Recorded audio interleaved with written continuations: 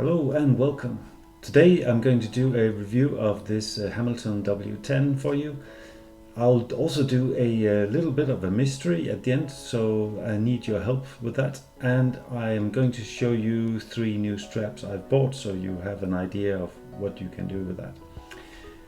So first of all, this is a great watch. This is a true keeper. I am really enamored with this watch. A wonderful reissue of the old traditional W10. I find this so wearable and so nice, so I'm really over the moon with this watch after having it for a few weeks and worn it almost daily. So it's not without its flaws, of course, so let's dive in and see what we have. Let's get straight into one of the disadvantages or the drawbacks, the price. Well, you can see the Hamilton is suggested retail price of 845 Swiss francs. Well, that is around 770 euros. And that has been one of the things that people have complained about. And it's right, it's okay to complain about that. There's pros and cons. So the complaint is, and rightly so, we're getting a bigger watch, we're getting sapphire for 515 or 475 or 545. So if we're getting all of that for 500 roughly, then why do we have to pay 845 for a smaller watch? And there's not sapphire, it's mineral glass. So I support that. It's, of course, it's not logical. On the other hand, however, I would look at it the other way. I think, in my opinion, and that's solely my opinion, I think the Hamilton have dug their own grave by making this kind of price level for their Khaki field mechanicals. It's an incredible price. I mean, 500 it's absurd. With a proper movement, with a sapphire, and with that pedigree, it doesn't stand to reason to sell it for 500. I think they've dug their own grave by doing that. I think they should be probably 800 or 900. So my way of viewing it is that 845 is a fair price based on, other notable brands like Hamilton, and with these specifications, I think that's a fair price, and I think this is a crowd pleaser. This kind of watch, and they want a little bit of extra money for that. I support that, but I agree. Once they've chosen to sell it for 500, these bigger watches with sapphire, they have a problem. They have an explanation problem here. So that just means you have the choice between a 38 and sapphire for 500 or this for 845. You got choices. What's not to like about that? So let's have a look at the design. Obviously this watch is coming from the old 1973 Hamilton W10, and that looks like this. This is a picture I took off of Amin Reviews from YouTube. Shout out to him. Go and check out his review of that. He's doing a delightful review of his old Hamilton, and you can see the difference. The differences are very, very small. It's a very light watch here. There's a few differences, and I'll just go through briefly with those. The arrow and the Hamilton is the same font. The tritium, the T for tritium, of course, is gone, so there's nothing of that. The broad arrow, which is the British government property, is gone and is replaced by mechanical, and it says Swiss down there and it's Swiss made here. So just a quick look here. This is a very, very faithful reinterpretation of the old one. The only difference is the brushing. Traditionally on the W10 you have horizontal brushings like that, I think Amin's watch here has been polished, so you can't really see that clearly, but it's usually horizontal. Here on the reissue, it's not horizontal, it's vertical from top to bottom. That's the brushing. And I must say they have stepped up the quality. The case is really 1 or 2 steps up in quality, and the same with the brushing. Much better quality than the old ones. The traditional case back with the military markings looked like that, and it was a solid case back, so you had to put the movement in from the front here. Of course that has been changed now. They have done a removable case back here with 4 screws, and it says Hamilton Swiss made, water resistant, which is a very big bonus. 10 bars, 100 meters. I think this new case back is really nice, and it's easily removed, so I like that.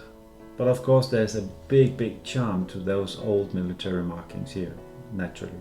So that's why you have to decide whether you want the original or the new reissue.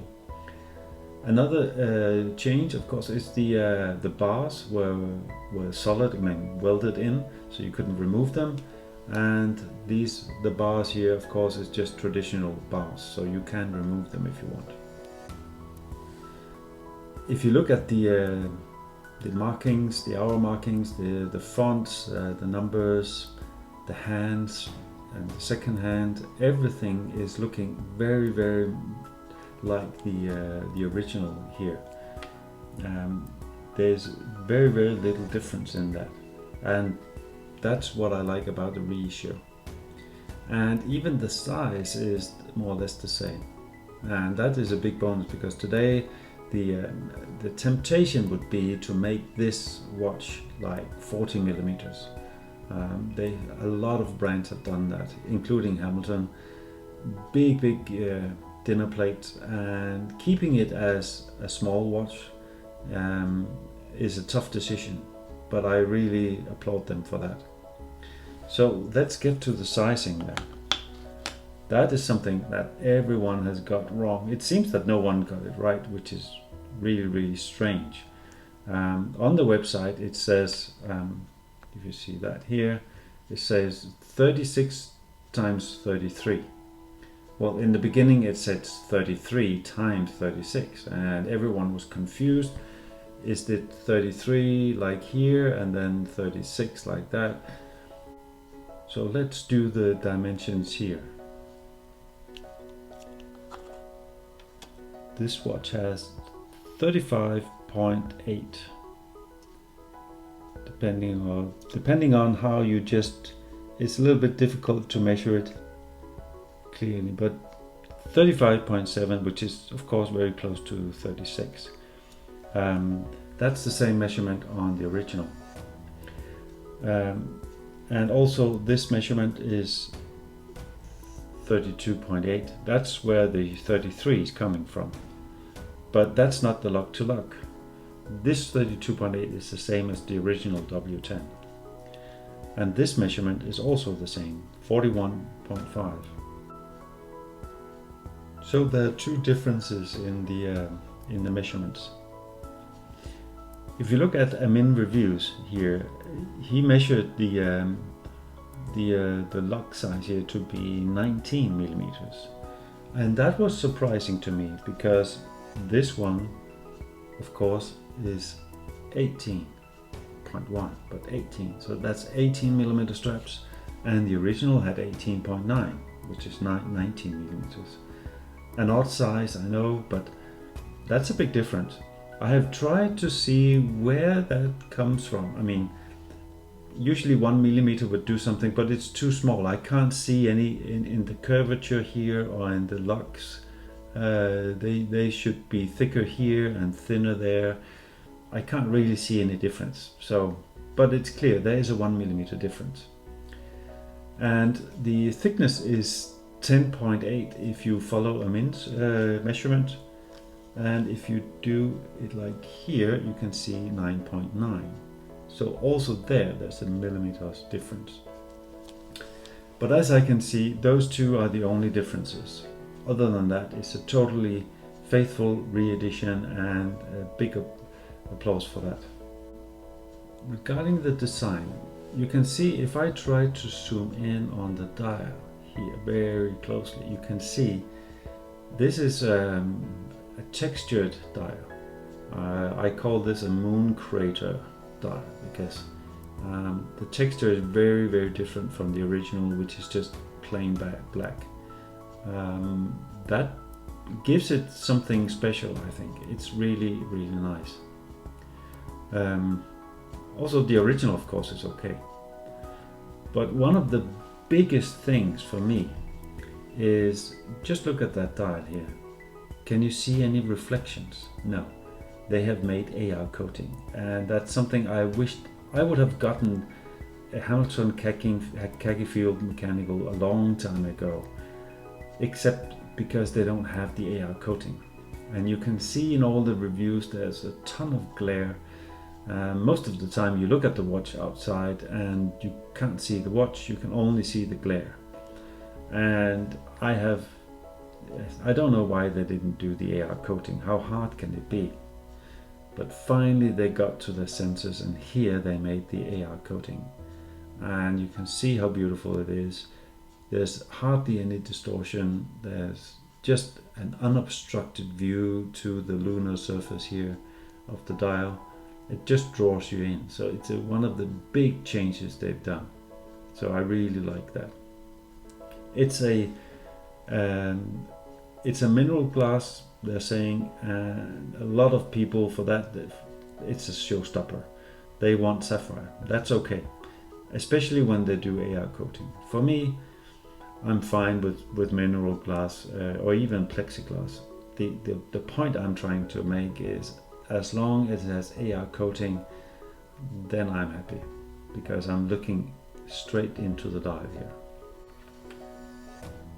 So the next thing is, if you have looking for complications, well, there are none, not even a date. So perfect, no problem there.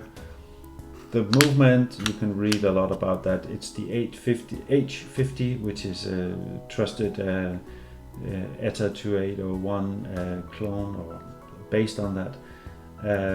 And it has 80-hour power reserve.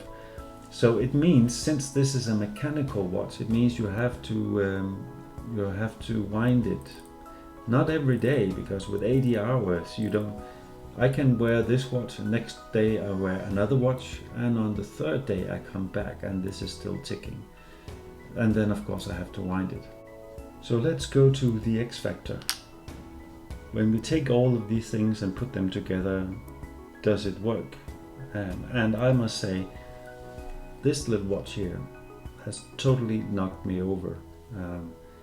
This is a very special watch for me. It's become one of my really truly keepers, and I have the feeling with this watch that I thought that the end grail watch would be something like a big watch, one of the big names. I mean, it could be a Grand Seiko, it could be a Rolex, it could be anything. I didn't expect it to be such a seemingly simple little watch from Hamilton. That totally knocked me over. But it did. Something about this barrel shape, the clear dial, it's just amazing. So for me, this is a true keeper. I hope you can help me. Hamilton started producing the W10 in 1973 to 1976, but Hamilton stopped the production in America in 1969. So how can they produce the watch in 1973? Well, you say that's easy, because the Buren factory was part of Hamilton, and they produced in Switzerland, so they took over the production. Except they stopped in 1972. So, how can they produce Hamilton W10 for the British government from 1973 to 1976? Both the American and the Switzerland production stopped at that time. The Hamilton brand was sold to SIHH in 1974. But apparently someone made the watches in 1973, 74, when it was sold to SIHH and was continued to 1976. Some of you probably know the answer, I don't. But who was producing these watches in 1973 and 1974? Big question. So let me know. I would be interested to know that. So the last thing is I want to show you a few strap options you can choose between if you are interested in this watch.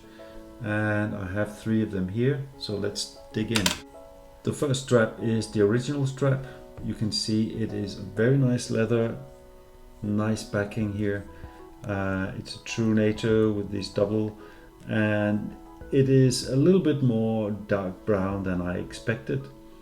It works okay with the dial, but the Fortina is lighter than the strap. So I thought I would want to change it out for something else. Zip. And here we got a new strap, and this is from, I bought it from Etsy, from a company called Cozy. Really a nice leather strap. Gorgeous texture and quality, and really nice buckle here. Really complements the watch, and it has, as you can see, a lighter color compared to the brown one, the original. So it's a more reddish brown, and I really like this. The only difference is if you're going to buy a NATO or a Zulu strap, it's the thickness. You have to consider the thickness. Hamilton did the right thing by making a very thin 1.6 millimeter here. This one from Cozy is 1.8, so it's a little bit thicker, and it means that the curvature here is a little bit more pronounced. So you can see when you wear it, it has this little bit of a bulge here. So you have to consider the strap thickness. I would say 1.6 is great, and 1.8 is doable as well. You can't hardly see the ball from the top, but from the side you can see it a little bit. Let's try the next one. Zip. Here you've got something from Crown and Buckle. I am so loving this. This is a you can see there's a 3D effect on the way they're weaving this pattern here. A gorgeous black blue color and this harvest color, they call it, in the middle, and it plays so well with the dial and the Fortina and the colors here. It's a really nice strap, and you can see that the quality when you feel it is totally gorgeous, and it's not even that expensive.